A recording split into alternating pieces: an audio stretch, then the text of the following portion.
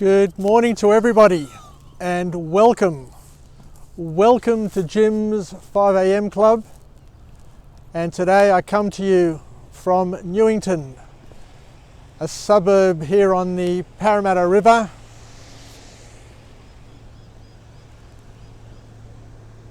A relatively new suburb which was built or created back in the days where we had the Sydney Olympics. Newington, for those who are not aware, is the location of where Newington College was first founded back here on the banks of the Parramatta River at Silverwater. And of course Newington now is at Stanmore, but once upon a time it was down here at Silverwater. It's another beautiful morning, and what I want to do today is talk to you about another subject which is near and dear to my heart. And many years ago I went to a seminar, went to quite a few seminars actually over the years, self-funded. I paid for them myself. But what I found is that the seminars actually work for me in terms of learning and being able to absorb as much information in a short period of time.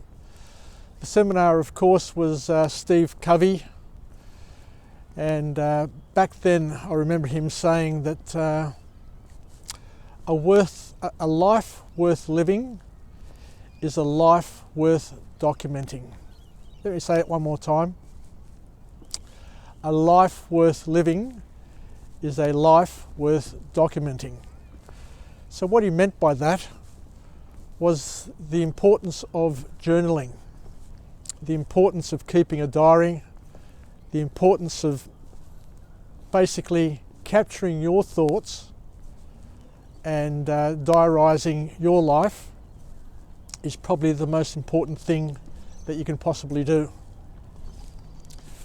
I recall him saying once, and it was quite amazing, where he said that the most important books to have in your library are not books from greats such as Socrates, Plato, Aristotle, or other people's autobiographies, but the most important book to have in your library are your journals. The story of your life. Just think about that. Because everybody's story is different, everybody's story is unique, and everybody's story is beautiful. We all have a story to tell. So don't get carried away with reading other people's books. It's important to read, of course, and to gain through other people's experience. But what's most important to you and to me is to learn from our own experience. So with technology today, what we have available to us, we've got available things like video phones, like what I've got here, right here and now. So you can set up your own vlogs. You can just grab a camera, grab yourself a microphone, and just start talking.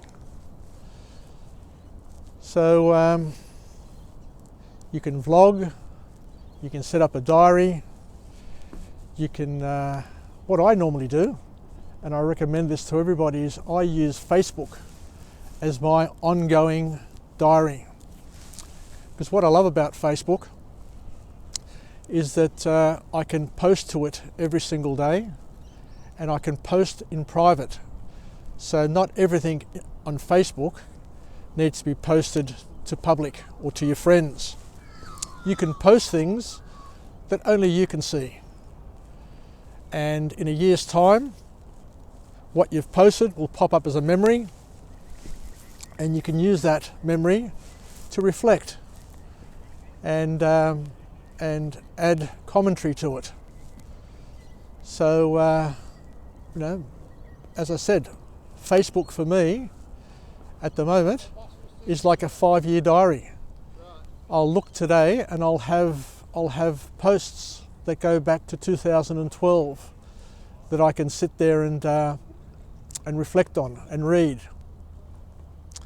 The other thing I use Facebook for is, as I said, to do my vlogs, to share my learnings, my knowledge, my life with anybody who's interested in listening, and to hopefully pass it down to my children, so that after I pass away, and we're all going to die one day, after I pass away, they can actually go through and listen if they want to, and find out what their father used to think about and what made him tick.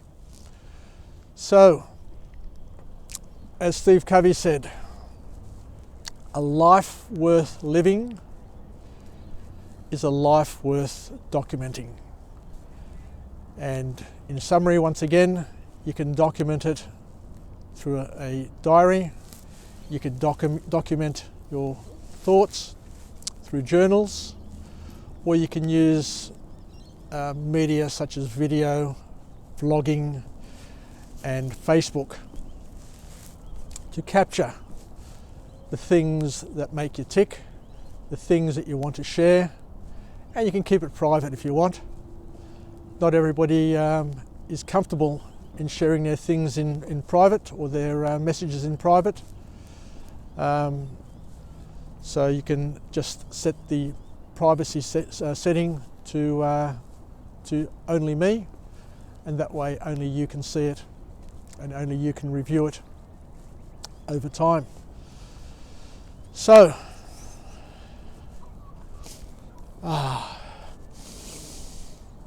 it's just beautiful. It's just beautiful. I love getting up in the morning. I love these 5 a.m. starts. I love just getting out and about. And I don't know about the rest of you, but I'm the sharpest first thing in the morning. Before I finish up, I just want to remind everybody that I haven't drunk coffee for over 30 years. And I am as sharp as a tack when I wake up first thing in the morning. I have no need for coffee. I have no need for caffeine. The reason why I stopped drinking coffee is quite deep and meaningful, to me at least, and to my daughter Artemis. When my second daughter was born, my youngest daughter Artemis, I was pondering. Actually, I left the hospital in a bit of a panic, thinking that, all of a sudden now I've got a family, because I've got 2 children. I need to share the love, I need to share the attention, and the novelty of having one only child had changed forever with my second daughter.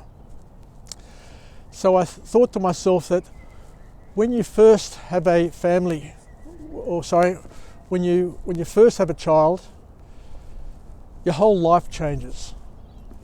It changes for the better. You get redefined. You become a parent for the first time. Your parents become grandparents, and everything in the world changes quite dramatically. But I said, when that second child comes along, nothing much changes at all. Nothing much changes at all. So I said to myself, I'm going to make a change today to signify this moment, and that change is going to be, I'm going to stop drinking coffee. And I haven't had a coffee ever since, and my youngest daughter Artemis is very, very chuffed every time somebody asks me if they can buy me a coffee or if I want a coffee, and I say, no, I don't drink coffee. So, there you go, that's a little story about what makes me tick. But I remember when I stopped drinking coffee, I had a cracking headache for about 3 or 4 days, which were the withdrawal symptoms. And I thought that I wouldn't be able to stop drinking coffee. But guess what? I persisted, and after about 5 days, the headaches went away. And from that point on, I've never looked back. Never looked back at all. And I actually enjoy not drinking coffee, because I don't have that feeling of anxiety, and that heartburn that came with drinking coffee, and that sour taste, or that taste, that coffee taste constantly in my mouth. Anyway, we've gone off on a bit of a tangent, but take care and we'll chat again. And until next time, stay good, stay well, and we're alive, we're well, we feel great. Stay connected, stay relevant, and don't forget to journal. Don't forget to document your life. Try and work out what makes yourself tick. Know thyself, as the great Socrates once proclaimed. Anyway, great day, have a great day, and we'll talk again. I love you all. Ciao.